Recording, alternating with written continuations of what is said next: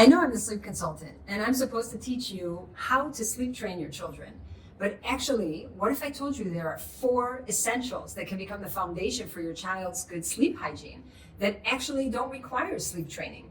My name is Dorit Shoshani. I'm a certified pediatric sleep consultant who helps families worldwide reap the benefits of quiet nights and calmer days. In this video, I'm going to talk about the 4 essentials that we want to make sure are in place in order to help facilitate healthy sleep for our little ones.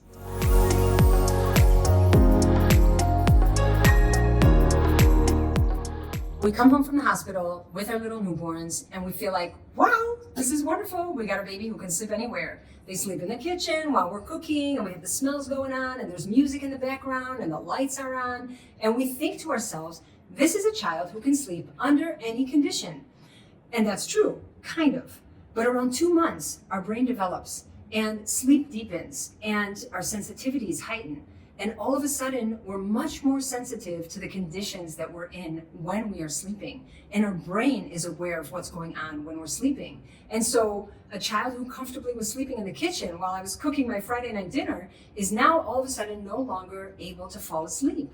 And that's normal. We want to put emphasis on 4 main points. And so we're going to uncover those 4 points here so that you can already start to encourage your child's healthy sleep without having to sleep train. You want to remember that we're always encouraging both the body and the mind, right? So we have a body, our body has cells, our cells have memory, and the more we kind of prep the body with a rhythm, the more the body falls into that rhythm. And then on top of that, we also have the mind, which is predictability. Predictability for us as caregivers and parents, but also predictability for your little one.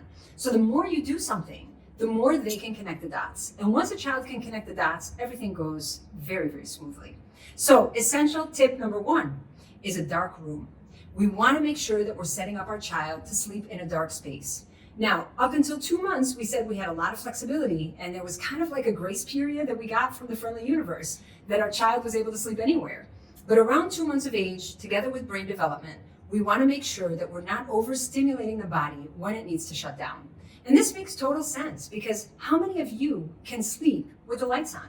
Or how many of us can sleep when the conditions aren't ideal? We all sleep better when it's dark. Now you're probably thinking, okay, fine, Dorit, so what does that mean? Now my kid's gonna always have to sleep in the dark? No, your kid's not gonna always have to sleep in the dark. I mean, think about you. You mostly sleep in the dark and you sleep the best when you sleep in the dark. But if you're totally exhausted, you will sleep anywhere. And if it's time to sleep and you're not in the dark, you'll probably be able to sleep. The quality of sleep won't be as wonderful as it would be if it were dark, but that doesn't mean you won't sleep. So sleep is a skill, and we want to teach our child that skill.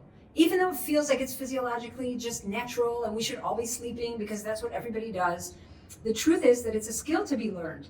And once we learn that skill, then we take that skill with us. I kind of feel like it's like we stuck it in our bag. And then as long as we have our bag with us, we're good to go anywhere we are. So our child will then be able to fall asleep, even if it's not dark. It just won't be the best quality sleep, but they will still be able to sleep. So if you're nervous that you have to run errands and you have to take your child with you and then they're going to have to fall asleep, but they're in the stroller and you're at the mall, they'll still be able to sleep. It just won't be such a great sleep as it would be if you were home. Essential number 2 is cooler temperatures. So in order to drift off into sleep, our bodies need to cool down by a few degrees. That means that we sleep better in cooler temperatures. And this is research backed by Matthew Walker, who wrote the book, Why We Sleep. We always tend to think they're cold. It's just a thing. It's kind of like we think our kids are always hungry. We also always think they're cold. And we overdress them and warm up the room a little bit too much and tend to go the wrong way when we're thinking about temperature. I'm suggesting that we go the other way, that we actually think it should be a bit cooler. So 20 to 22 degrees is the ideal when we're thinking about falling asleep. So that might feel pretty chilly. And you might think to yourself, my gosh, my child will be cold.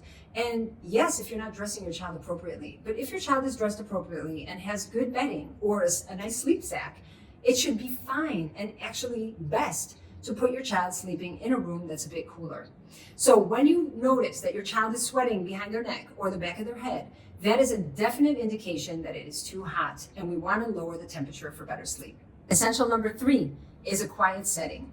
So remember that we said that around the age of 2 months, our children become more aware. The brain is developing and sleep deepens. And so we want to encourage better quality sleep for our children. And when we put our children to sleep around noisy environments or with things going on, the brain never totally shuts down. And so the brain is ingesting those noises, thus preventing sleep from being deeper, more restorative for our children. So you just want to make sure that you're aware. Sometimes just a little bit of intention can go such a long way. We want to put our children down in a space that's quiet. And for those of you who are cringing now saying, oh my gosh, what does that mean? I'm never going to be able to leave the house because it's going to always have to be dark, quiet, and comfortable. That's not the truth. The truth is that when we can sleep at home and get good sleep at home, the body starts to fall into the rhythm of good sleep. And the body gets used to being able to shut down. And the body gets used to reaping the benefits of good, deep quality sleep. And then that skill is internalized and it can be taken with anywhere. So once a child learns to sleep, that skill is taken with them as they grow. So now the question is, wait, what about my sound machine? What am I going to do with that? Because that's noisy. Of course it's noisy, but it's first of all in a very low setting. Second of all, it's a constant noise, which is different. It's different than an ambulance all of a sudden running through the street, or it's different than, me dropping my pan on the floor as I was pulling out something to cook. Our children can filter out noises when there is already a constant background sound. So having a fan on or having a noise machine acts as a constant, and it actually helps block out sudden noises. So the noise machine is okay, the sound machine is okay, the fan in the background is wonderful. Essential number 4 is creating a sleep sanctuary. And I actually am using those words intentionally because all too often I hear from families that their child sleeps kind of wherever. It's like, oh, it's a rolling bassinet, so we move our child from here to there. Or, oh, they sleep in the playpen in the middle of the living room, and that works just fine. But actually, after 2 months, we want to create a sleep sanctuary. We want this place to be the most comfortable, yummy, delicious place for sleep ever. And I kind of feel like that's what my room is, and I'm wondering how your room is. Is that what your room is like? Because that's what it should be like. It's like if I'm sick, or if I'm tired, or if I'm just not well, or if I just need some downtime, that's where I want to be. That makes me feel the most supported and allows me to really kind of regroup myself in order to then show up again feeling better. So you want to think about your child's sleep sanctuary that you're setting up for them. How are you setting it up? You're setting it up hopefully with intention.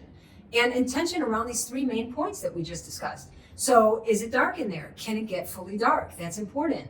Do we have either a noise machine or a ceiling fan or something that's going to create an environment that's conducive to quiet and no sudden noises that will disturb our child's sleep?